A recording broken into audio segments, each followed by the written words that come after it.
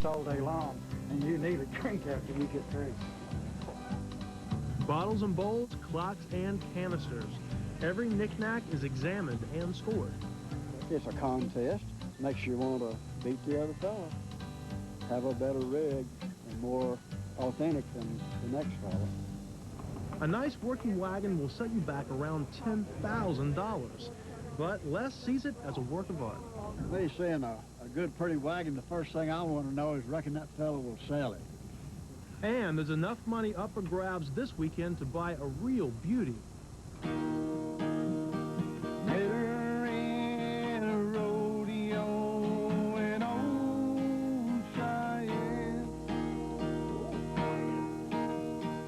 The chuck wagon cooks are saddling up for tomorrow's culinary rodeo. We got an apricot cobbler that'll make a Baptist preacher get up in front of the congregation and lie just to get a bite of it. This is our roadkill stew. Today's special is raccoon. Tony and his Circle Diamond crew are fixing their roast. Tony stuffs it with garlic and rubs it with salt, pepper, and seasoning. It's kind of a healthy cowboy deal. Going to brown it in the Dutch oven, sear the juices, sear the skin and the fat, and then bury the meat in a large Dutch oven overnight. Okay, right now it's going to cook it pretty quick, but as time goes by it's going to slow down, and we're going to seal this pit with this roofing tin and cover the tin with dirt so that there's no air escaping. We're going to keep it in the ground until tomorrow morning sometime.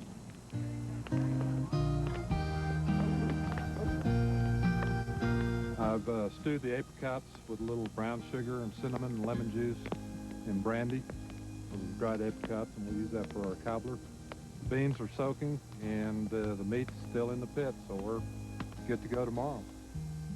Tony and the guys will spend the evening around the campfire sleeping under the stars and start cooking before sunup.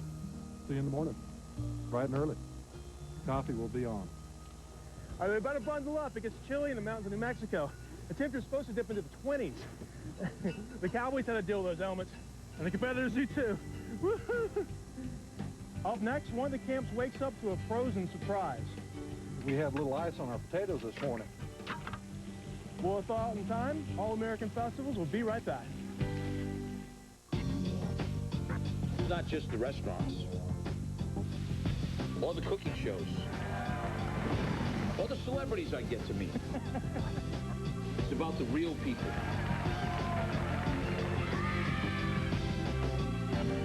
That share the passion for good food, all right, and good times. Doesn't get any better than this. Emerald Live, weeknights at 8 on Food Network. Worries.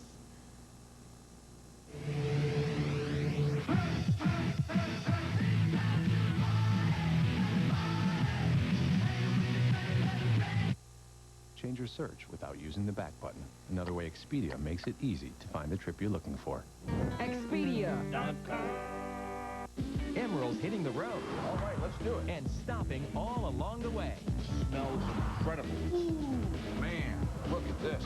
Well, that's delicious. This is going to be hard to beat. Wow. It's going to be a blast. These are absolutely fantastic. It's Emerald's chance to salute the foods and people that make this country great. Just really good down-home cooking. That's what it's all about. It can only happen here. Emerald salutes America, starting September 29th, only on Food Network.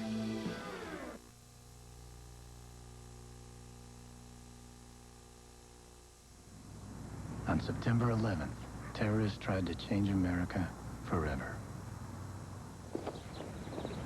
Well, they succeeded.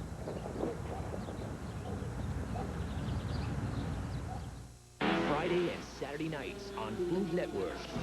An eccentric millionaire. His invincible iron chefs. Countless culinary challengers. 1 hour. One theme ingredient. One victor. Iron Chef. Friday and Saturday nights at 10.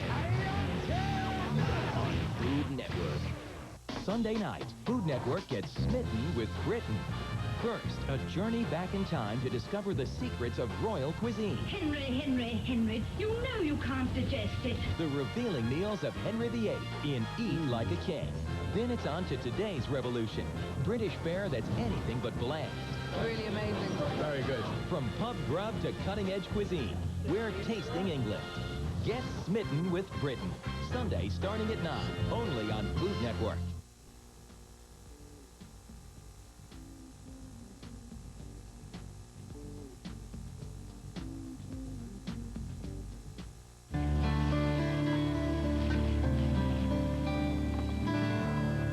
It's time to cook cowboy style, the world's richest chuck wagon cook-off. Hi, everybody. I'm Tyler Florence, and welcome back to All American Festivals. You know, the ladies of the C-Bar C and the men of the Circle Diamond are among 25 wagon crews hoping to take home the top prize and lots of money at the 12th Annual Cowboy Symposium in Ruidoso, New Mexico. It's a lesson in Wild West cooking. It's a clear, starry morning in the little mountain town of Ruidoso, New Mexico. Dawn is about to break to the crescent moon, and that means it's time for all tired cowboys and cowgirls to giddy up and get going. The cook had to get up and get breakfast going, get those cowboys with a belly full of warm food. Breakfast is already sizzling at the Circle Diamond. That's the first thing on the agenda. The second is thawing out the chow. We had a little ice on our potatoes this morning. We got good frost last night. Over at the C-Bar C, Sue and Jean are already getting pots on the fire. Judging starts in 6 hours, and there's a lot to do. Early in the morning, these wranglers cook by moonlight, firelight, and flashlight. But the sunrise is welcome. It brings morning light and new perspective. Tony is eager to unearth the roast. It's been simmering under coals and dirt all night. The meat is cooked through, it's falling apart. The onions are cooked. We've got a lot of nice gravy. So we're just going to kind of maintain the heat, and I don't think we need to cook it much more at all. And we're in good shape. I'm proud we did a good job. The entire camp is waking up to bacon, hen fruit, or better known as eggs, and cowboy coffee. All the cowboys in truck wagons carried Arbuckle coffee. And then in the bag of Arbuckles, there was a candy stick. And that was used for incentive to get someone to grind the coffee. The incentive today is $10,000 in prizes. Winners will earn their money. We're under the tarp and we're cooking some food. Most teams are baking sourdough biscuits for the bread category. This is what you call finger food. I get my fingers all over it.